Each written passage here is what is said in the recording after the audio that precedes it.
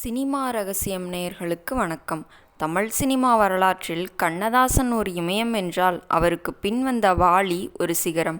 இவர்கள் இருவரும் பிற்காலத்தில் நெருங்கிய நண்பர்களாக இருந்தாலும் இவர்களது முதல் சந்திப்பு ஒரு சுவாரஸ்யமான நாடகம் போல அமைந்தது. வாலி அப்போது ஒரு வளரும் கவிஞராக திருச்சியில் இருந்தார். கண்ணதாசன் ஏற்கனவே தமிழகமே கொண்டாடும் ஒரு மகா கவிஞராக திகழ்ந்தார். வாலிக்கு எப்படியாவது கண்ணதாசனை சந்திக்க வேண்டும் என்ற தீராத ஆசை இருந்தது. அதற்காக அவர் செய்த அந்த ஒரு காரியம்தான் இன்று தமிழ் சினிமாவின் ஒரு அழகான ரகசியம். அதை பற்றித்தான் நாம் இந்த வீடியோவில் பார்க்க போகிறோம். வீடியோவை முழுமையாக பாருங்கள். கண்ணதாசன் ஒருமுறை ஒரு விழாவிற்காக திருச்சிக்கு வந்திருந்தார். வாலிக்கு இதுதான் சரியான சந்தர்ப்பம் என்று தோன்றியது. ஆனால் கண்ணதாசனை சுற்றி எப்போதுமே ஒரு பெரிய கூட்டம் இருந்து கொண்டே இருக்கும்.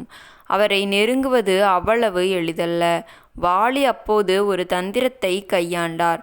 கண்ணதாசன் தங்கியிருந்த இடத்திற்கு சென்று அங்கிருந்தவர்களிடம்தான் ஒரு கவிஞன் என்றும் கண்ணதாசனிடம் ஒரு பாடலை காட்ட வேண்டும் என்றும் கெஞ்சினார்.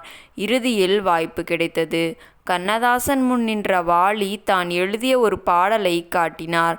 அந்த பாடலின் வரிகள் கண்ணதாசனை வியக்க வைத்தன. யார் இந்த இளைஞன் என்று கண்ணதாசன் நிமிர்ந்து பார்த்த அந்த தருணம்தான் வாலியின் திரைப்பயணத்திற்கு ஒரு அஸ்திவாரமாக அமைந்தது.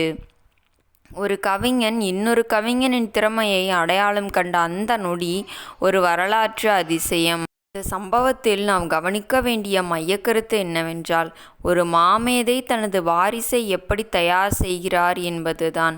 உன்னிடம் நல்ல சொல்லாட்சி இருக்கிறது, நீ சென்னைக்கு வா என்று அழைப்பு விடுத்தாராம்.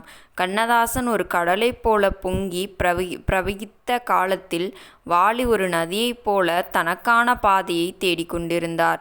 இந்த முதல் சந்திப்பில் கண்ணதாசன் வாலிக்கு கொடுத்த அந்த அங்கீகாரம்தான் பிற்காலத்தில் எம்ஜிஆர் மற்றும் சிவாஜி படங்களுக்கு வாலி ஆயிரக்கணக்கான பாடல்களை எழுத காரணமாக இருந்தது.